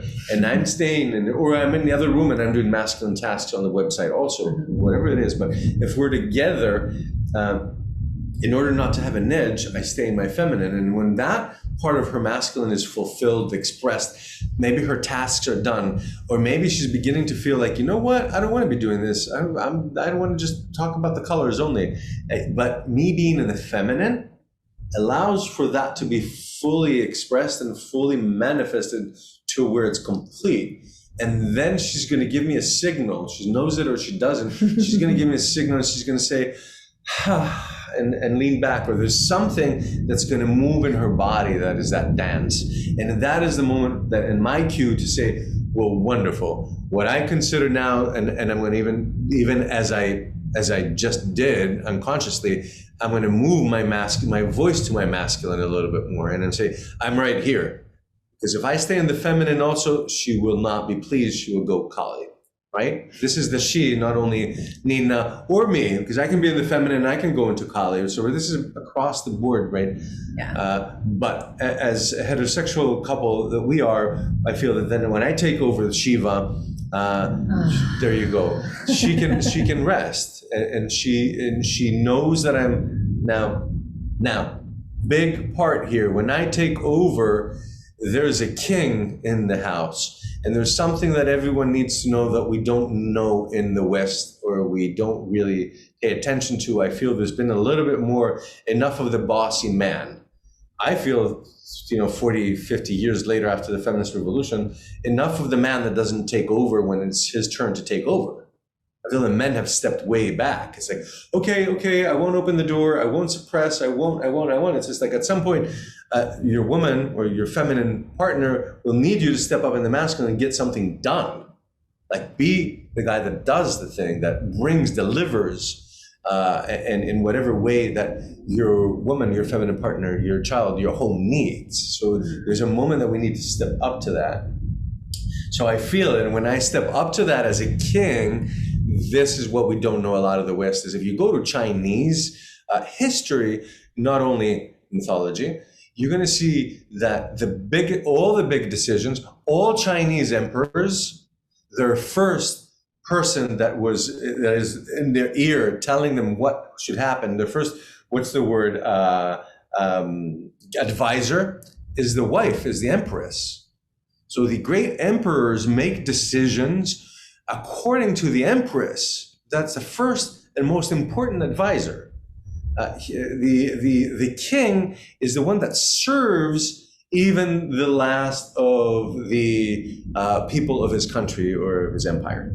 So the king, being the leader, means that he's a server. He delivers. He's the one that needs to do the errand, that needs to bring things to completion according to what the empress wants and what the variety and the colors of emotions or of the people of the country need.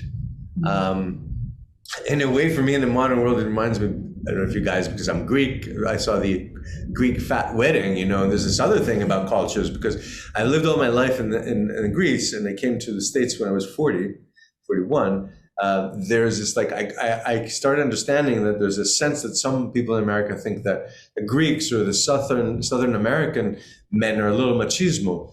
And being Greek and living in South America, I know something that's not evident to the eye if you're not in the culture. That masculine that is like, yeah, I'm the guy, I'm the man of the house, etc., is the one that is always very, very careful and tentative to her moves, to how her body is moving, and what her lips are about to say, because he is smart. He's there to serve. His directionality is not that he's taking over, but he is bringing to fruition, he's serving, he is making sure that everything is there. And the Greek fat wedding is where she says, yeah, the man is the head of the family, but the woman is the neck. And she can turn the head anywhere she wants. And that's the biggest truth. And if we don't live in that truth, I feel, that then is where we have quarrels. It's like almost coming to an acceptance that it's okay to be absolutely different. Obviously, we're absolutely equal. Or if we have to have a different differentiation, we should say, no, women are superior and we should bow to the feminine. And that's the balance we find in the Taoists and in the Keros in Peru, in the shamans there. So I can bring the direction, but if I don't have my feminine partner's input, I will shut my eyes and go into deep meditation and not bring the world anywhere. But if I am, but my feminine partner is what motivates me, makes me open my eyes, and makes me move things in the world. I'm going to just throw that out there as a huge generalization, maybe true, maybe not. Men are fascinated by women's beauty. There is nothing more fascinating on the planet than the woman's beauty. This is like, there's like the awe that is expressed in Shiva's awakening, and sometimes expressed in how men move in the world. When men see the beauty of the woman, they're awestruck. This is like, I say, it's like, sometimes we say it's like, I ask when we do this in a format, workshops that we've traveled throughout the States doing, or even our studio we used to have in Lenox, is like, I say to women, how do you feel if a man looks at you? And there's several things that can come up. I feel really good. I feel flattered. I feel threatened. I feel weird. It's just totally like creepy. 2, I do feel when it's my man, I feel flattered and I feel sweet. I blush. So you have all of that. Ask the men, how do you feel when a woman looks at you? It's 100%, 110%. It's like, fantastic, really good. And man, if a woman looks at a man will keep that second where the eyes crossed at the supermarket, and for days it will be inside them. And then they will call all the friends, hey, buddy Jeff, I want to tell you this moment I had. It's just like, it was awesome. It's just like, it sparks, talking about sparks, it sparks, again, life. It awakens the masculine. And I feel like yes, and I feel that this is a big gift, because in our world, in the modern world, we've missed this mythology, and a lot of things are just on a paradigm, and a poor paradigm at that has been established by the masculines through the Dark Ages, and now is trying to come back, and is coming back in a revolution of the feminine and the female gender being suppressed for so many years, that it still needs, it's almost like still out of balance. We still need to find that balance, because there's so many centuries of that. All the way to the point where there might be still some anger about what men do. And that's what they have done for centuries. But I'm also noticing men now stepping back and taking the feminine role, even single dads, or dads staying at home, or anyway, that cultivating, or men with longer hair and earrings. So there's the men are finding their feminine, and we're entering into a role where I feel you also have that paradox that in some points, maybe they're off keel way to the feminine sometimes, and they're not there present to be in the masculine when she would like him to stand up to the plate and deliver, or when she would like him to stand right there and open his heart and his ears, keep his eyes open, and listen for an hour or two or three, and listen to her from his heart, and allow her, without wanting to bring resolution or an end to that, but rather be the witness for her. Thank you. That's so beautiful. Just want to take a deep breath.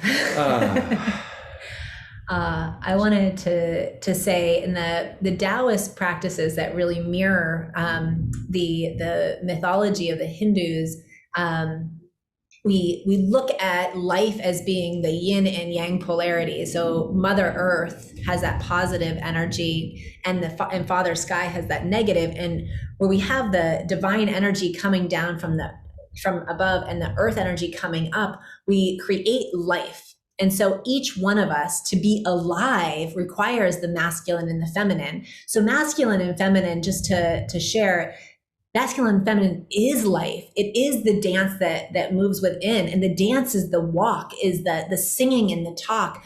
Every expression of your true self, your authentic self, is this dance of positive and negative polarity. And that's where we invited Deva and Miten at the beginning to come in with mantra, feeling into the vibration of sound and silence, coming into stillness and movement. And all of these pulsing energies are the life that exists all around us. The pulse itself of day and night, dark and light. All of this complementary energy is the dance that's happening all around. So life is the classroom. We are the students. And I love, it looks like coming in from Ian and Emily, talking about how for them, really depending on the intention and staying aware of the role I am choosing to play in the moment. That's awesome, Ian. I could not agree more. It's just like, so that's because everything is complementary. That pulse you're saying a choice of life. It's that when you're aware. That singing moment, and then there's stillness. And that pulse is what life is itself. So there's a feminine and masculine that needs to be there for life to happen. And if there's masculine, life's not happening. Feminine, life is not happening.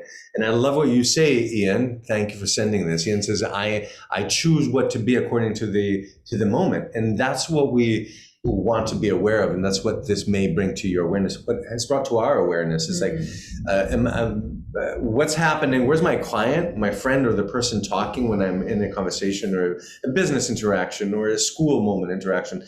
And if they're in the feminine, I step into the masculine. So thus we do have an evolution of the conversation.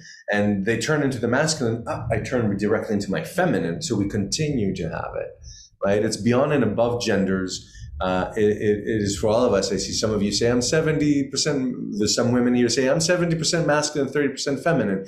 Yes, absolutely. And 75-25. Again, regardless of gender, there are men that identify 99% feminine rather, and 1% masculine, and vice versa. So And be who you are and express it in the way you speak, in your sexuality, in the way you talk. Be who you truly, authentically are. Express your full feminine if you're a man. Express your full masculine if you're a woman. And just express who you are, and how it comes up. I want to say we like, through doing this and through our conversations and through living together, I've discovered, I want to say, I believe that I'm about 60-40, like I'm 60% masculine, 40% feminine.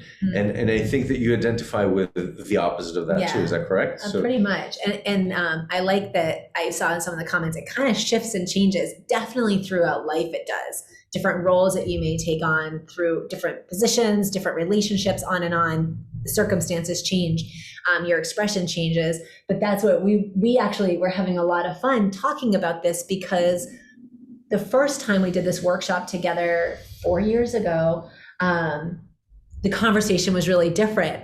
And so it's really fun now to have a conversation again and say, well, wait a second, I feel so much more feminine. I feel, and even sitting here with, my painted nails and my jewelry and my colorful dress, and I had our outfits picked out and before, and Ray came out, she had my outfit picked out. I had it all with his mala, and I gave him a choice, and we were laughing as, yes, it's my way of loving Ray. I also really enjoy it, and it's not about the particulars, it's about the choice. I enjoyed stepping into that feminine role. I enjoyed stepping into that space, and it gave me a lot of energy. And I really enjoyed when Ray came in and was like, okay, we're leaving, this is what's happening. And he looks down and he just can put on everything he needs.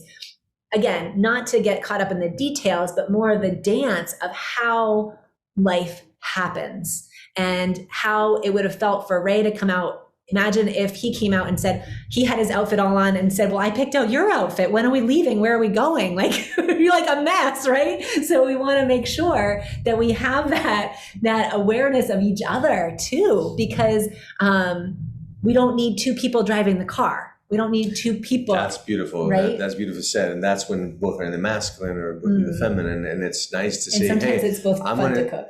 And it's absolutely, it's absolutely beautiful to experience both roles, both qualities of essence. It's like, and there's part of of our culture that almost doesn't allow men to feel they're feminine, and you should. Try cooking, try dancing, move, see colors, be in it, because it expands who you truly are. And for women also, I feel like it's nice, and on one hand, express your directionality. This is what we're doing, this is how we're doing it. And I almost want to dare and say that in our time and age, at least in the Western world, if that's okay to say, no judgment there, it's like what I've felt and what we've talked about is just like what you just said. It's just like you're feeling really good that you can step out of the masculine and be in your feminine, because what's happened in the last 20 and 40 years is that women have to step up to both roles, or the ones that identify with the feminine step up to both roles, and that can be really exhausting. There's something to be said about being vulnerable and that not being a negative characteristic. Or weak, like Shelley had put in. Thank you for that comment, Shelley. It is so true to have almost a reservation of adopting the feminine qualities. If I want to make a living, if I want to step forward, I know Shelley and I know each other from earlier years in our life. And so I'm speaking to that, but I feel it's true for others as well, as like, especially in America, being brought up in a way that suggests that that's what's needed if you want to be successful, is you have to adopt, you need to know your mathematics, you need to be able to execute tasks. And that can be a woman that becomes a lawyer or a truck driver or an engineer. Right, which there's space for all of that. And for me, I was going to say, there's absolutely space for all of that, but it's almost like that was a big part of the misunderstanding, that in order for women, the confusion that came along with the word equal and the word the same, it's like almost women needed to do men's job to prove their equality. Where that again is almost kind of saying, well, we should have men doing more women's job to prove equality.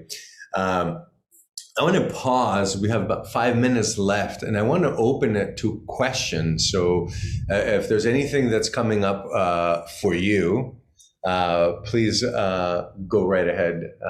And I'm seeing either. some of these. Some of you also say, thank you, Patty. I relate to these ladies that are saying that I lost it. It's gone. Oops, You took it away. Someone else came in. Express primarily masculine energy. It seems like many will happily step back and let the woman take over things. Yes, beautiful. Thank you for sharing that, Patty. And again, it's not who is boss. That's the biggest part of the problem, is that because of the imbalance of so many centuries of the men being so dark and so bossy, and so this is like, no one needs to be the boss, or rather, if there is someone that's commanding, or someone that is like bringing up creativity and ideas, that is the feminine. By definition, it's the creative force. It's life force itself. Questions? Happy birthday. Thank you very much. Thank you. Jesus, I don't believe I'm 57. I feel younger and totally stronger than ever. And Teresa, we do teach, we teach classes online. We're only teaching online. All the Jaguar Path classes are online. Go to jaguarpath.com. Actually, we'll send you an email tomorrow. Yeah, you'll get with the recording of what we did tonight. And then you can just link in and go to our website and see everything that we teach. Yeah. You'll see that it's yoga, martial arts, and shamanism. So there's three. Thank you, Carrie. Yeah. Thank you, Carrie. Yes, understanding the archetypes will allow you, because I think when we come into quarrels with our beloved partners, which is something that maybe is unavoidable. Like today, there's a storm. It's going to be sunny every day. Things happen. But when I come into a quarrel, and before I knew all this, I thought it was a matter of me being right and my partner being wrong. It's really clear. I was right and my partner was wrong. So I could just stay to my place and just, fight from where, and that's just simply not true, right? I mean, has anyone ever felt that? Wave your hand. That you're having a fight or a quarrel, and it's like, you're so right. You can be even more angry because you're so right. That's a whole other funny thing we could talk about, why we get angry, why it's okay to be angry if we're right. It's not. But knowing now, though, if I feel there's a quarrel, it sparks coming up, I'm like, wait a minute, am I in my masculine or my feminine? Is Nina in her masculine or feminine? And then I do the shift, or sometimes Nina does the shift, right? Because we're in this and we know the archetypes, and whoever gets there first, we do the shift. It doesn't mean that, I surrender, you're right, and I'm just totally wrong, because it never really is the case about anything, truly. That's a real Western way of thinking things. It's a black.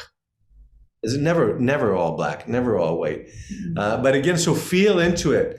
And I think it's bring more sweetness and depth into your relationship. If you think of it that way, of expanding yourself at that moment, rising out of your right, correct self and saying, wait a minute, besides the fact that I'm feeling right and what I'm saying as I feel is correct, am I in my masculine or my feminine? It will immediately diffuse a lot of what you're feeling, and also give you the opportunity to shift and play this game and see. And it's a nice game. I mean, game in a way that it's something that can really serve the relationship and serve the moment to bring creativity and make the moment move forward, to evolve to the next hour and the next space of the relationship itself. And as you're saying that, I just wanted to share, we'll share it as we follow up, but we have a week coming up in July where Ray will be sharing more deeply how this shows up in the Inca cultures and how the Incans have really done a phenomenal job preserving the masculine and feminine roles within their relationships, within their culture, their community, and how they have managed to truly thrive throughout hundreds and hundreds of years, not connected to modern civilization. So we're going to dive into that, and of course, just like tonight, we'll be kind of pulsing between the cultures to draw those parallels for you. But that particular week, we'll be focusing solely on the Caros and inviting the elders in to speak to you directly. Yeah, absolutely. It's we call it the Andean Shamans Summit. Please, if you have any questions, please put them in the chat box. And we have 2 minutes, and I'm going to say this about the Andean Summit. It's the work of my life, my mission, to allow the voice of the Caro Nations people to be heard in the Western world, in the Northern Hemisphere. I have been offered, I have been asked, I've been appointed this task to bring this forward. And the basic idea of the Keros is exactly what I was saying, is that they first honor the feminine, they honor the animals, and they honor magic. Not only saved my life and healed from cancer, along with some Western medicine and surgery, but predominantly and more importantly with this work, with the shaman's work. But I've also been again appointed to bring the work to the world, to the Western world. So it's awesome to share with you and see how the Keros talk about the feminine, men and women shamans. 90% of the time we're talking about Pachamama, Mama Killa, Mama Kocha, the feminine, the feminine, the feminine.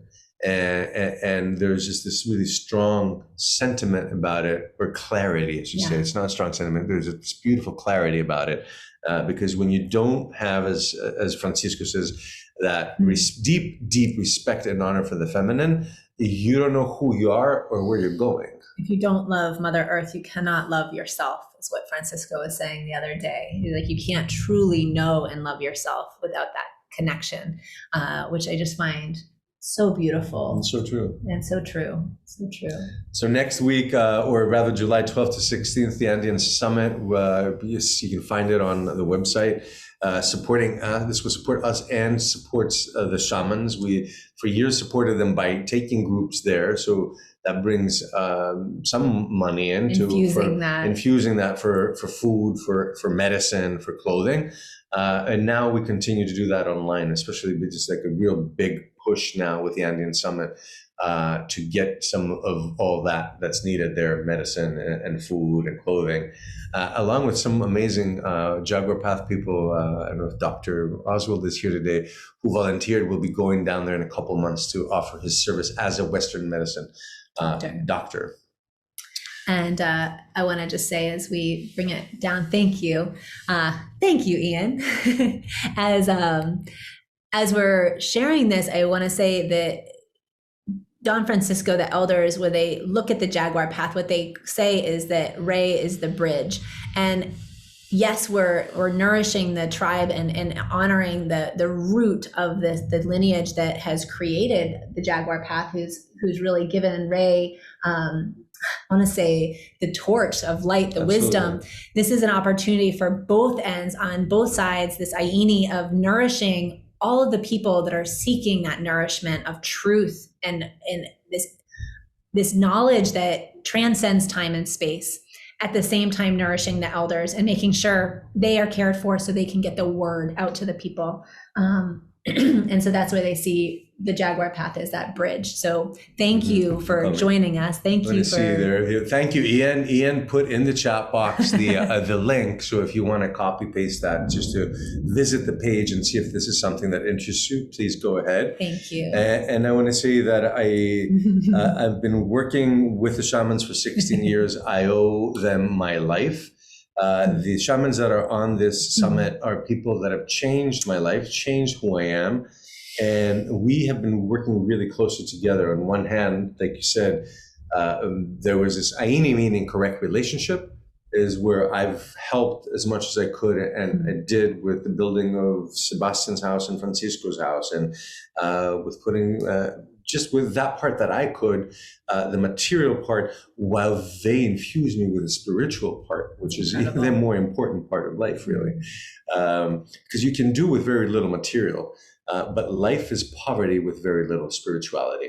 It's our opportunity right? to There's give. richness in spirituality. So opportunity to give, opportunity for you to give, and to learn more about ways of being, because I think we're all shamans. Oh, yeah. Medicine men and medicine women. And if we can come back to remembering what the Dark Ages and the Spanish Inquisition took away, these guys kept it intact. So everything we're teaching for them and with them, and everything that comes from their mythology and their Inca way of being, the healing tools, the ways of understanding life, is just incredible and is absolutely applied in the modern world. We can change who we are. We can heal diseases and difficulties that we're experiencing in the Western world And the direction we're going to, this falling apart now of our paradigm, we need to learn these ways that are ancient and that are archetypal, and they can change things and heal each one of us, empower each one of us, and heal the planet, and find a new way of balance, that which honors the feminine magic and welcomes all animals. And we are so touched by everybody's presence. Thank you for joining us. Thank you. I'm looking into each of your eyes. So much gratitude. Thank you for your presence, and so much more to come. Thank you for the love. Like, mwah. Thank you I'm going to say a big thank you from Deva and Miten to you guys, and we hope to see you soon in something that's coming up. Namaste.